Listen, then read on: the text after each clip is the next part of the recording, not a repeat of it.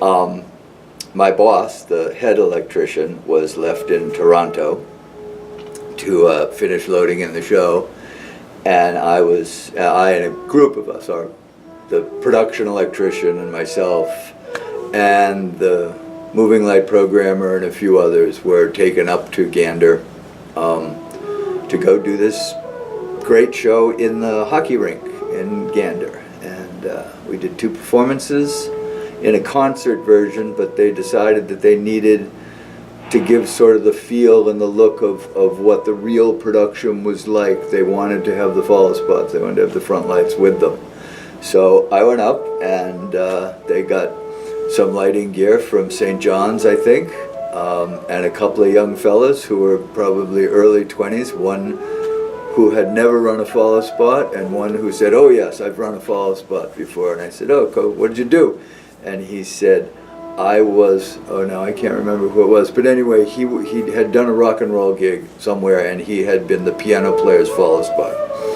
So I was not overly encouraged, but they did a great job. After a little rocky start, they were really into it, and the feeling that is this play, that is this thing, got them too, and they were very interested. They came into work and said, "Would you come up and show me how to do what you're doing? I saw you do this thing last night. I want to be able to do that the way you did it." And so I spent a fair amount of time with them. And the equipment wasn't great. It was old. It hadn't been maintained. It was certainly nothing like we use. But I worked on them for a while and cleaned some lenses and oiled some things here and there and got them to look pretty decent after a fashion. And they, these 2 young kids took great pride in what they were doing, and ended up doing a really nice job for us. And it was really quite amazing. It was unbelievably moving. And so we did it. We did 2 performances.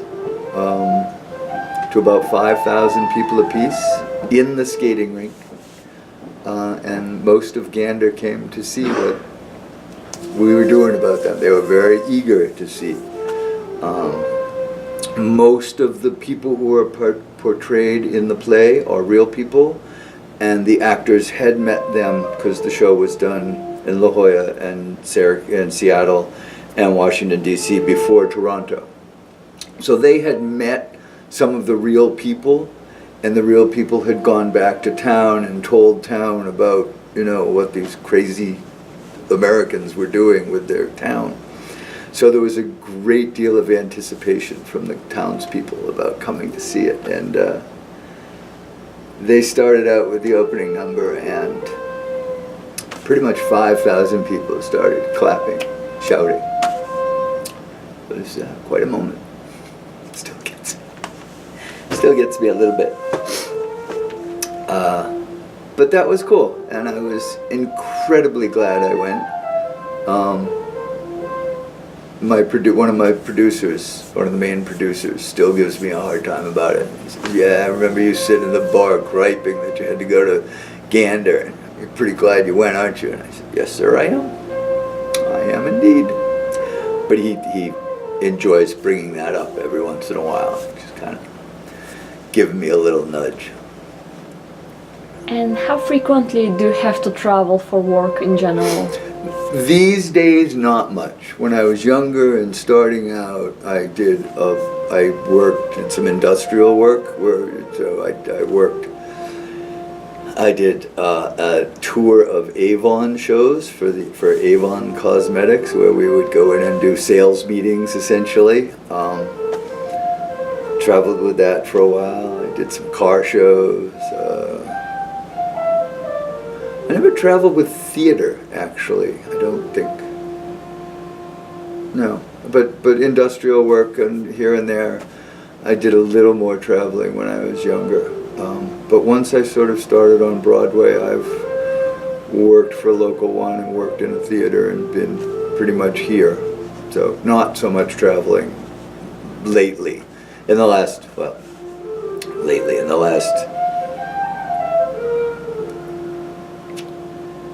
25 years I've been pretty much right here in New York. Before that I did a little bit, but not as much. Some people travel all the time. Some people have traveled their entire career. It's a lot of work.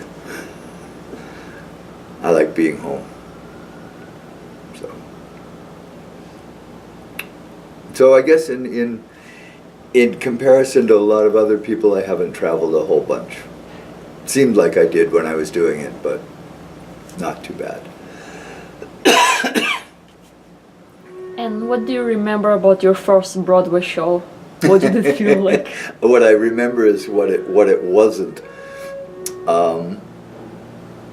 I had, when I moved here in '79, I was 21 years old, just 21. And I thought, oh, it'll be great, my first Broadway show, arrive and everything will be great.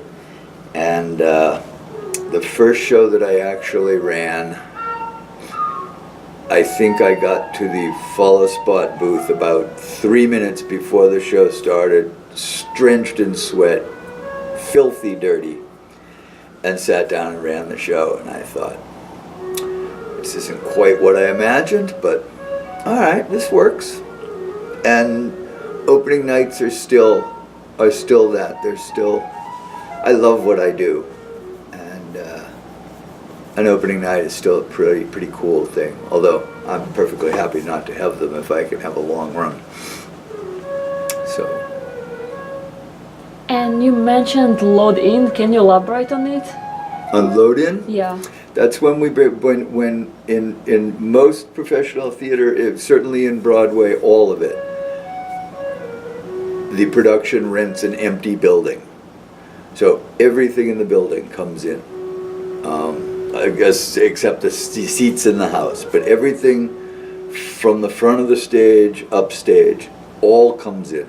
All the lighting gear, all the scenery, everything that you need to run a show comes into the show. It generally takes 2 to 3 weeks. There are exceptions where it's much longer and they're much shorter, but everything has to be brought in. We start at 8 o'clock in the morning, and carpenters put the deck down, the stage down, and we start hanging lights and running cable and bringing dimmer racks in to control the intensity, and everything comes in, it all gets put together, and when we're pretty much done, not as done as we'd like most of the time, the actors show up, and we have a preview period. We start, there's some rehearsal, usually on stage, maybe a week,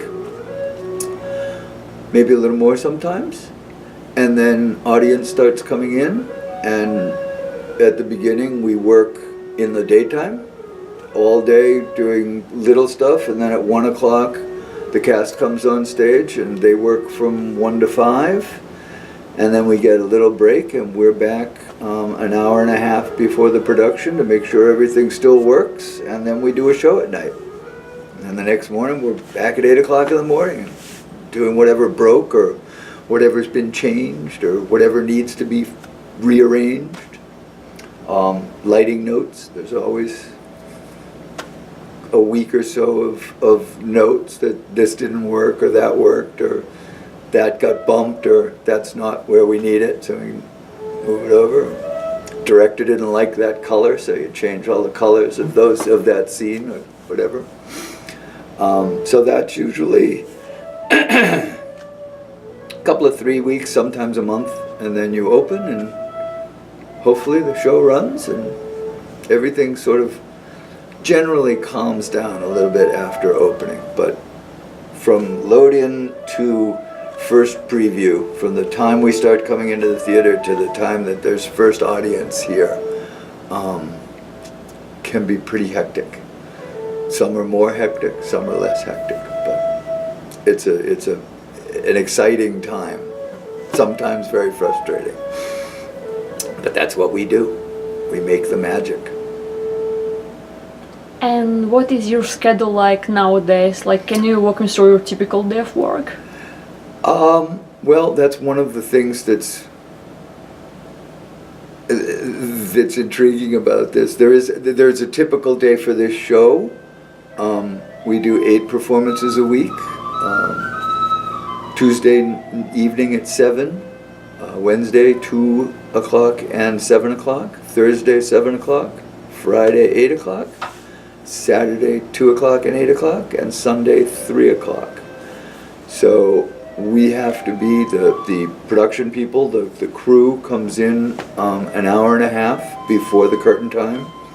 We go through and the carpenters check to make sure all the mechanisms work on stage, and I go through a light check which brings up every set of lights one at a time, and you make sure they all work and that they haven't been knocked or a shutter hasn't been knocked in, and make sure it all looks right. And then we hang out for a while usually. But you have to give yourself enough time so that if you find out that something's wrong, that you have the time to get it fixed before the audience starts coming in. On this show, there's no curtain, there's no front curtain. So we have to be ready by half an hour before the performance when they start letting the crowd into the theater, because we can't be out on stage working anywhere by that time. With a show that you have a curtain that comes in front of the stage, you can continue to work, and I've certainly worked upstage of the show curtain till just before it went out to start the show on some occasions. But so we show up an hour and a half before. I give an hour before I leave home. Gives me enough to get here and be in a calm fashion, hopefully, as long as the subway cooperates. And so running a show is a pretty easy schedule. Now I also, when you do a load-in, there are many stagehands that are called to work that don't actually work the show in the process of getting it in. There'll be 14, 15 hands above the show crew to put a show in. So I may work from 8 o'clock till 5 o'clock before I have to be here at 5:30 on a day with one show. So I'll work all day in another theater, get cleaned up, and come over here and do my regular show work. So there's and then sometimes we have rehearsals we're called for. Certainly early on here they had rehearsals for the understudies every Thursday and Friday, sometimes every Tuesday, Thursday, and Friday. So a certain group of people had to be in the theater to run the rehearsals. We have a turntable in the stage. The middle section of the stage revolves, and that is run by an electrical winch by a carpenter. So there has to be an electrician here to turn the electricity on and a carpenter here to operate the winch. So the actors can get used. It's very tricky stepping on and off a moving stage.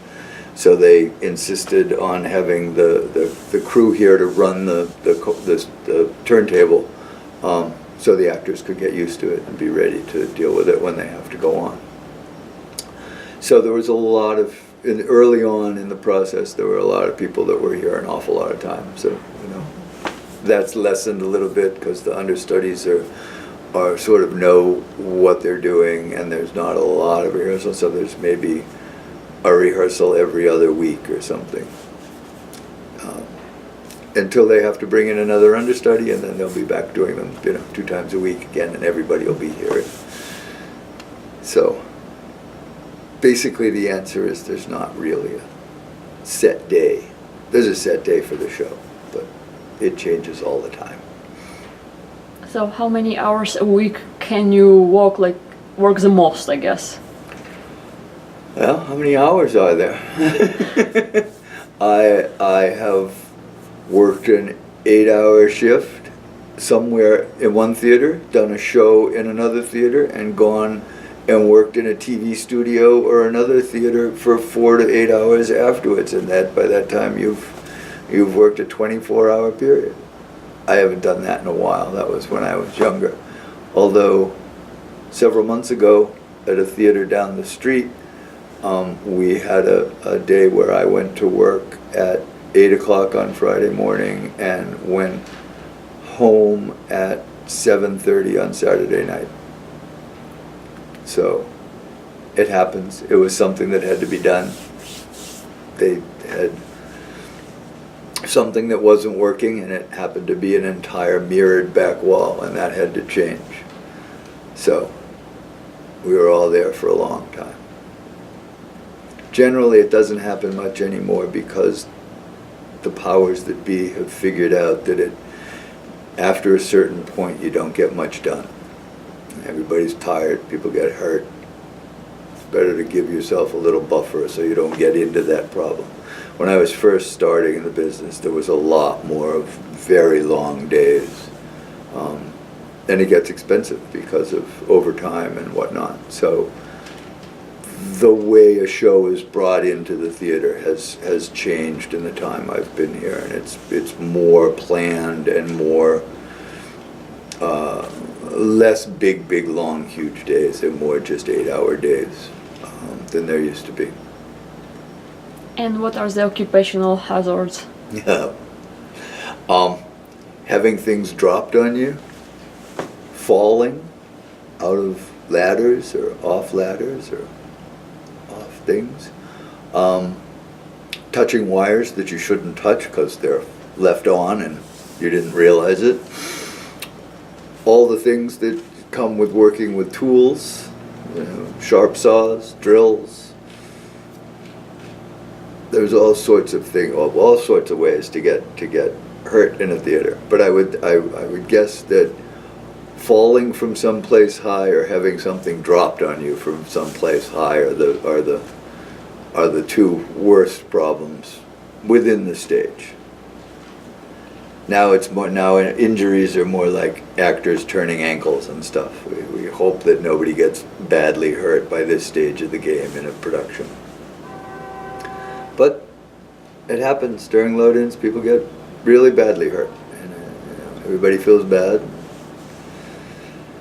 You hope that they come out okay, but it's a dangerous place in the middle of a load-in, in the middle of bringing the show into the theater. There's a lot going on, and everybody has got their process, and it's loud, and there's a bunch of stuff everywhere on the stage, and people get hurt. Hopefully you're not one of them. It sounds like a very physically demanding job. Can women do it too? Absolutely. Absolutely. I've worked with some very fine women stagehands. There's usually enough people that it isn't, there's not, it's demanding, but there's usually, if there's something really heavy to lift, there are a lot of people to do it, or you have some chain motor or hemp line or something to be able to do it. But it's demanding work. You have to pay attention, and yes, I think there were a few women when I started. There are a lot more now. I made it a point to, when I was hiring off Broadway, to always have women on my crew. I thought it created a better dynamic, and there are a lot less egos involved generally. And what else do stagehands do in addition to follow spot lighting? They run most of the light. Well, I guess now all of the lighting is run by computerized lighting boards. So there's someone who runs that.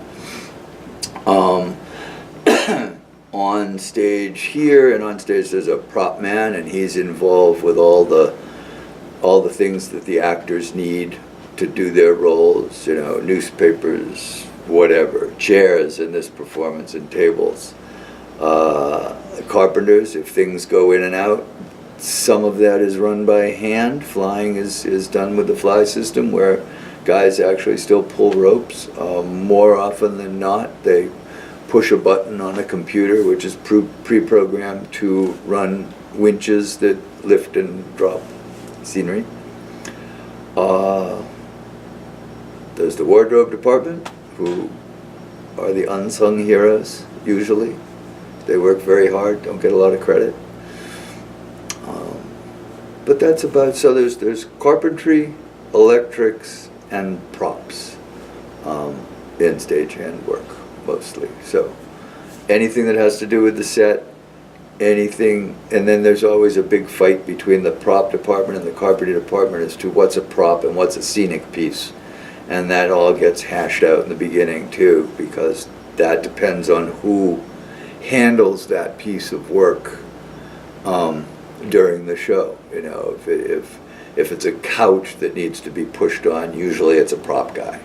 But if it's a wall that needs to be adjusted and it's not part of the whole set, that could be, you know, they could discuss who owns that piece in the running of the play. So. And what do you think is the most common misconception about your job? Oh, there are a lot of the conceptions are absolutely true. I don't know, misconception? Lazy? I don't know many. There are lazy stagehands, but not many.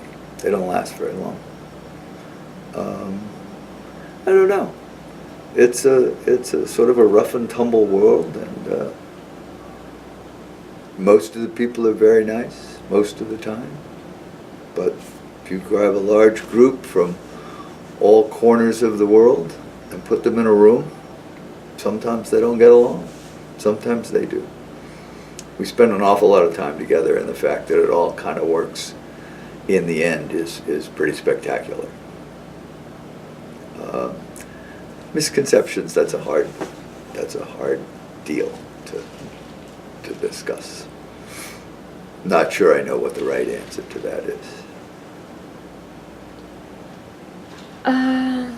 You mentioned an apprenticeship exam before. Can you tell me more about it?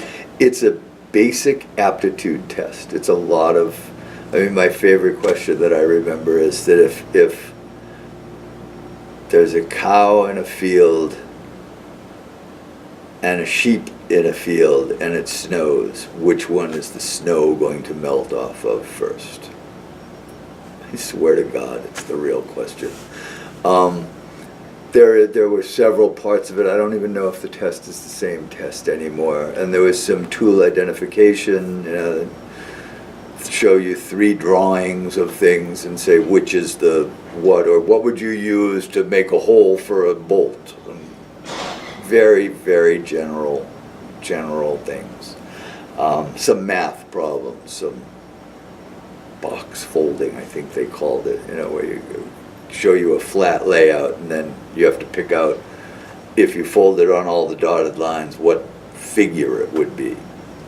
Not a lot to do with actual stagehand work. Basically because they're looking, at the time when the test was started, they were looking for people there weren't a lot of people like learning how to do this in school and stuff. There were kids going to work with their fathers. There were people who somehow came in contact with this. I never did any educational theater. I worked in a couple of schools over the years, but I never had any education about theater. Everything I did, I picked up through experience.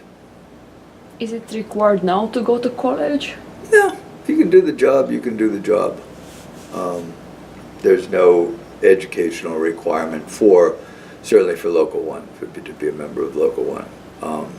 You may have to have you probably don't even have to have a high school education. I don't know. I shouldn't say that, but because I don't know for sure. But certainly when I came in, all they cared about is if you could do the job and hold up your end of the deal.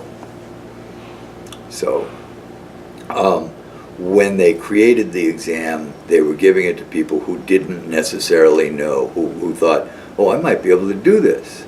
So they wanted to see if there was an aptitude for working with tools and, loading trucks, or a vision of some sort as to what things may look like. And then when I took the test, 1,400 people took it, and I took the top 100. So it was a weeding out of a lot of people. maybe because they didn't test well or just because they don't get it. But then the process of the apprenticeship is to teach you the work or get you an idea of what the work is. So I think the test nowadays is a little more in line with stagecraft than it was, but they basically want to teach you the way they do it, and so that's the way you get into the hallowed halls. And what's the best advice you have ever been given? Well, I'm not saying I followed it, but it was keep your mouth shut and your eyes open and listen. Don't be afraid to ask questions. I wasn't so good at keeping my mouth shut. I watched everything. I listened, but I wasn't good at keeping my mouth shut. I did all right, after a fashion. And what advice would you give to someone who wants to be a stagehand? In this day and age, get a good solid understanding of what you want to go into. If you want to be an electrician, learn a good solid background of how electricity works. Computer knowledge in this day and age is what it's all about. Electronic dimmers, that's what we're doing. We're taking apart moving lights, we're running boards, we're setting up circuiting. Carpenters, automation is headed that way too. It's all computer operated, electronic winches. But the best is get as much experience as you can in any way you find to do that. If going to school is your thing, going to school is a great thing. I wouldn't begrudge anybody doing that. Didn't work out for me. But I think in this day and age, get a decent education and center it to where you want to be. And then get your experience. Go out on the road, get a tour. Go do a bus and truck. Work off Broadway. Work in a regional theater. Get your work experience in. Know what you're doing. Get used to it. It's a unique world. I am very happy to have been a part of it for all my life. And how do you deal with the lack of stability, I guess? You never know how long the show lasts, right? Well, some of them you can't wait for them to finish. Oh. It's been done some pretty short ones and some pretty long ones. Hopefully this is the longest. You get used to it. I kind of like not having to go have something, the same thing to do day after day after day, going and sitting in a cubicle in an office and a thing, and also gave me time to not be at work. Working's hard. I like doing other stuff, traveling. So when the show closes, you take off. Or when you get a long-running show, it gives you the stability to go take off and travel and do stuff. So it's a good match with my personality as far as it. I've never done anything but worked in the theater since I moved to New York. I did deliver flowers for my sister for a little while, but that's because she made me. But other than that, I've worked in the theater since 4 days after I walked into New York in December of '79. Do you have any traditions, rituals, customs? Nah. I call one cue here. It's the first thing I learned to call. No. Customs, rituals, it's not many, no. Superstitions? I think everybody's got superstitions, You leave that stuff alone. You don't walk on the ladders. You don't walk on the ladders for a damn good reason. Things fall off of ladders. People are working up there generally. Try to stay out from underneath the work. It's always a good thing. Remember I said the 2 ways to get hurt? Fall or get hit on the head? Stay away from places you can get hit on the head easier than every day. Superstitions. Yeah. There's a good reason for a lot of them. So I, try not to do things like that. But I don't actually believe that anything's going to happen to me except getting bucket of paint on my head if I walk under a ladder. You know. Saw a ghost once. Maybe. A little bit of a ghost. I worked at the Belasco for a long, long time, and there was a ghost, and there was supposedly a ghost in the theater. And one night I was sent upstairs after everybody was gone to turn off some lights that had been left on. And I went up and I turned off the electricity, the racks that had been left on, and I went to use the bathroom. And as I was coming back out, up in the next landing from above me where nobody ever goes because there's nothing up there, the dressing rooms are all closed off, and there was Belasco's apartment up there, was a small wisp of blue cloth or blue something going around the corner. Now, was it real? I don't know, but I think I saw it, and I had never believed it. Other people have seen the same lady, so maybe I did, maybe I didn't, I don't know. It was late at night. We were all tired. But there's a lot of tradition in theater, so you embrace some of it, you leave others of it off to the side. Don't worry about it. Can you tell me about ghost light? Well, there again. Yeah, the ghost light's left so the ghosts can see their way around the theater. It's also left so that the doorman who has to go in and turn all the lights out in the end doesn't fall off the edge of the stage. As I said, there are practical reasons for everything. The ghost light is left from the days when they used to turn everything out in the theater. When everybody goes home from here at night, there's still some ambient light in the theater, but the ghost light goes out, and that's tradition, and that's, you know, it has a practical reason, but it also has a lore to it. But yeah, you know, people embrace the ghost. Some guys fix them all up, put all kinds of dangles on them and everything. Ours has a Newfoundland flag attached to it at the moment. Some audience member left it on the side of the stage, and we picked it up and attached it to the thing. So we have a Newfoundland flag on our ghost light for these days. Is there anything you would like to talk about? No, I think we've pretty much covered everything about work. You know, it's a pretty cool job. I get to do, for the most part, what I enjoy doing, and I enjoy doing it most of the time. You know, a lot more than going to sit at a desk every day and doing what somebody tells you to do all the time. There's a little bit of freedom. I get to be a little artistic when we're starting the shows. Then you get to keep it looking like it's supposed to. So I like that. On this show, for the first time ever, my wife and I are working on the same show, and we sit I sit over there and she sits here. And so far, where's the wood? There's wood. It's going okay. We haven't killed each other yet. We haven't had any huge arguments. We haven't had any arguments, really, about the show. So that's cool.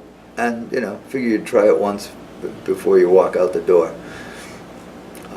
Working with your wife and then retiring, not working and then leaving the wife. That's not going to happen. So, yeah, I feel very lucky to have been able to do what I've done for so long, be relatively good at it, and pretty well respected, so, by some. So it's a good life. You can't, you know, sail around the world all the time. So something's got to work. That's about it. Well, thank you very much. You're more than welcome. This is the end of the interview.